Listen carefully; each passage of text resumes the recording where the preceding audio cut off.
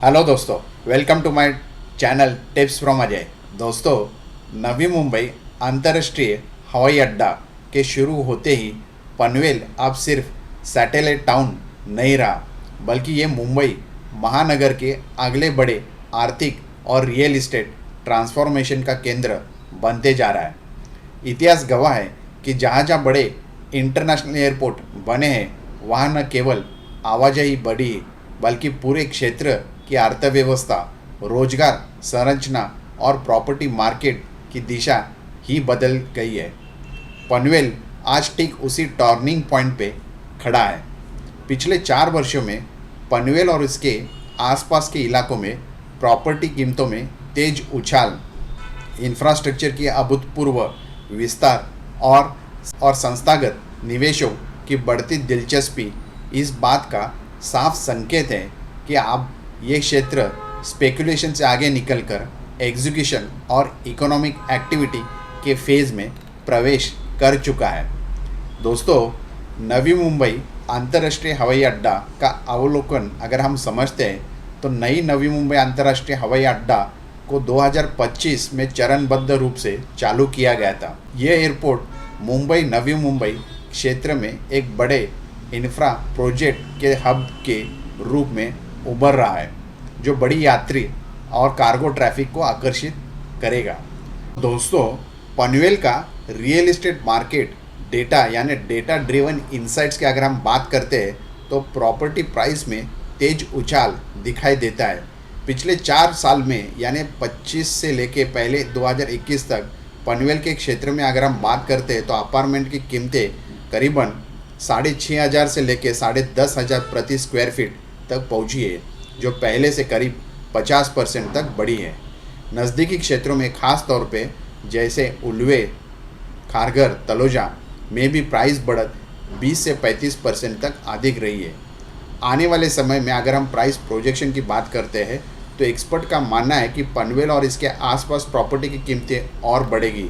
वर्तमान में जैसे 6,500 से लेके 10,500 प्रति स्क्वायर फीट से लेके ये करीबन 12,000 से लेके 15,000 तक पर स्क्वायर फीट तक जा सकती है 2030 तक। इंफ्रास्ट्रक्चर और कनेक्टिविटी की अगर हम बूस्ट की बात करेंगे तो अटल सेतु, MTHL, मेट्रो विस्तार और नए रोड रिलेटेड प्रोजेक्ट्स जो बनाए जा रहे हैं, खासतौर पे रेल नेटवर्क पनवेल को बेहतर तरीके से ग्रेटर मुंबई से जोड़ रहे हैं, जिससे समय की बचत होती है और आवागमन सुगम होता है।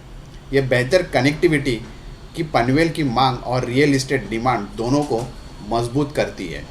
अगर हम एरो सिटी और नज़दीकी प्रोजेक्ट का अगर विकल्प देखते हैं तो हवाई अड्डे के पास 667 एकड़ का जो एरो सिटी प्रोजेक्ट विकसित किया जा रहा है, जिसमें बिजनेस, वाणिज्य, आवासीय, होटल, स्कूल और हेल्थ केयर जैसी सुविधाएं शामिल होगी।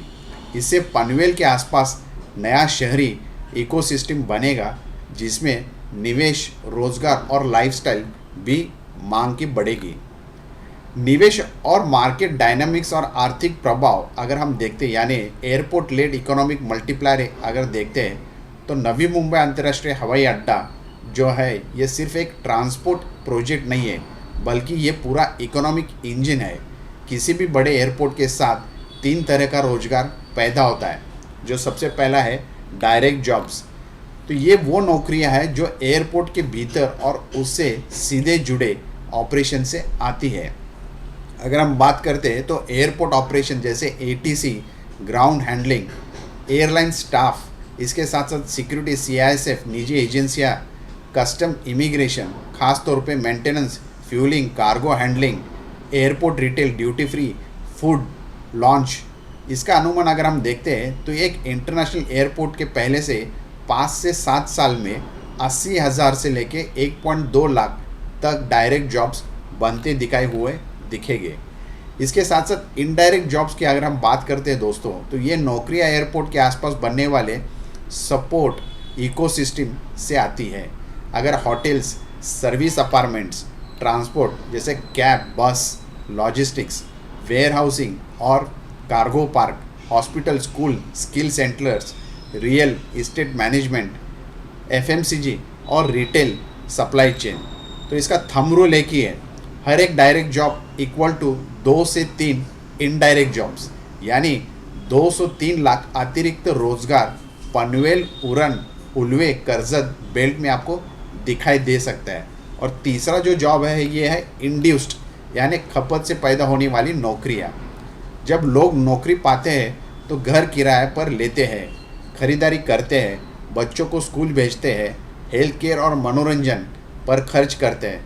इससे बनती है लोकल दुकानें, restaurant, construction work, service professional. तो यही वजह है कि पनवेल की लोकल इकोनॉमी में कैश फ्लो तेज़ी से बढ़ते हुए दिखाई देगा। तो दोस्तों आज पूरा डिटेल विश्लेषण जो हम इसी विषय को लेके आगे करेंगे। उम्मीद करते हैं कि आपको ये वीडियो ज़रूर अच्छा लगेगा और इस तरह से हम आपको अपडेट करते जाएंगे जैसे विश्लेषण हमारा आगे चलता जाएगा। तो दोस्तों चलिए इस विषय को लेके डिटेल में चर्चा शुरू करें।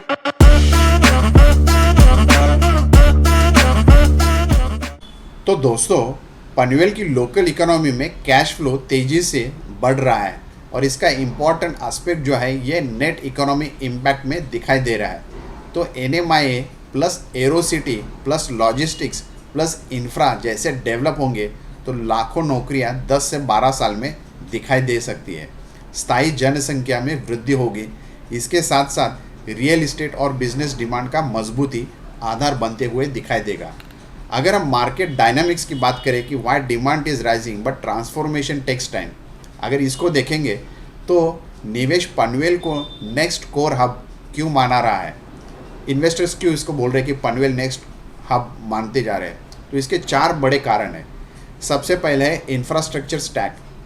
NMIA ऑपरेशनल ट्रिगर है, MTHL साउथ मुंबई से डायरेक्ट कनेक्ट है, डेडिकेटेड फ्राइट कॉरिडोर है जो लॉजिस्टिक को पुश करेगा और मेट्रो प्लस हाईवे एक्सपांशन है। तो पनवेल अब पेरिफेरल टाउन नहीं बल्कि मल्टी मॉडल ट्रांसपोर्ट नोड बन चुका है। अगर हम प्राइस आर्बिट्राज अपॉर्चुनिटी देखते हैं तो आज पनवेल की कीमतें साउथ सेंट्रल नवी मुंबई से 30 से 35% सस्ती है, लेकिन इंफ्रास्ट्रक्चर क्वालिटी ऑलमोस्ट बराबर का बेहतर ऑप्शन देते जा रहा है। निवेशकों को लगता है अभी सस्ता है और 5 से 10 साल में ये कोर एरिया बन जाएगा। लैंड अवेलेबिलिटी की अगर हम बात करते हैं तो वाशी, नेहरू, बेलापुर ये अब सैचुरेटेड हो चुके हैं। तो Panvel, Naina, Karjat side equal to large land parcel, बड़े township, logistic park, IT commercial zones यही बनते हुए दिखाई दे रहे। खासतौर पे पनवेल शेडुंग नाका से जो हम आगे जाते हैं तो उसमें हमें गोदरेज का टाउनशिप प्रोजेक्ट, वाधवा का टाउनशिप प्रोजेक्ट, इसके बाद हीरानंदानी का ऑलरेडी टाउनशिप प्रोजेक्ट बनते हुए दिखाई दे रहा है और उसके बाजू में हीरानंदानी के आसपास LNT का बड़ा लैंड पार्सल है, उसका एक टाउनशिप प्रोजेक्ट आ रहा है। आदानी रियलिटी का एक बड़ा टाउनशिप प्रोजेक्ट बनते हुए दिखाई दे रहा है। तो इतने बड़े बड़े रेपुटेड डेवलपर के टाउनशिप प्रोजेक्ट्स अब पनवेल में बनते जा रहे हैं। तो आप समझ सकते हैं कि आने वाले दिनों में पनवेल किस तरह से इंपॉर्टेंट प्लेस या स्पॉट उभर के आ सकता है। अगर हम इंस्टीट्यूशनल इंटरेस्ट की बात करते हैं तो बड़े डेवलपर, वेयर हाउसिंग कंपनियां, होटल चेन, लॉजिस्टिक, वो ई-कॉमर्स प्लेयर्स, ये एक बहुत इंपॉर्टेंट रोल प्ले करता है और ये सब रिटेल इन्वेस्टर से पहले ही एंट्री लेते हैं। लेकिन असली आर्थिक बदलाव में समय क्यों लगेगा, ये एक समझने की कोशिश करते हैं। ये बहुत अहम और सच्चा बिंदु है जो हमें देखना है। तो airport not equal to instant city, तुरंत नहीं आएगा, ये टाइम लगेगा। बट एयरपोर्ट शुरू होने से पहले ट्रैफिक आएगा, फिर बिजनेस, फिर ऑफिस और फिर हाई पेइंग जॉब्स। तो ये पूरा चक्र है जिसको 7 से 8 साल लग सकता है। कमर्शियल इकोसिस्टम भी अभी बन रहा है। आज पनवेल में रेसिडेंशियल सप्लाई तेज है, लेकिन ग्रेड ए ऑफिस और कॉरपोरेट हेडक्वार्टर्स अभी सीमित है। इसके साथ साथ जब तक बड़े office, IT parks, global firms नहीं आ पाते तब तक सैलरी डिमांड धीरे धीरे बढ़ती हुई दिखेगी। ओवर एक्सपेक्टेशन रिस्क ये भी एक चैलेंज होता है। कुछ क्षेत्रों में खास तौर पे सप्लाई ज़्यादा होता है, डिमांड अभी भी कैच मोड में है, इसलिए शॉर्ट टर्म फ्लिपिंग रिस्क हो सकती है, लॉन्ग टर्म होल्डिंग ज़्यादा सुरक्षित हो सकती है। तो हमें एज ए स्मार्ट इन्वेस्टर अगर हम फाइनली रियलिटी चेक करेंगे तो इसमें क्या देखना पड़ेगा, तो पनवेल की एक आर्थिक बदलाव शुरू हो चुका है। जॉब क्रिएशन रियल है लेकिन फेज़ में है। डिमांड जेन्युइन है लेकिन स्पेकुलेटिव नहीं है। लेकिन ये ओवरनाइट मुंबई नहीं बनेगा, इसको एक टाइम लगेगा और ये फेज़ में धीरे धीरे डेवलप होते जा रहा है।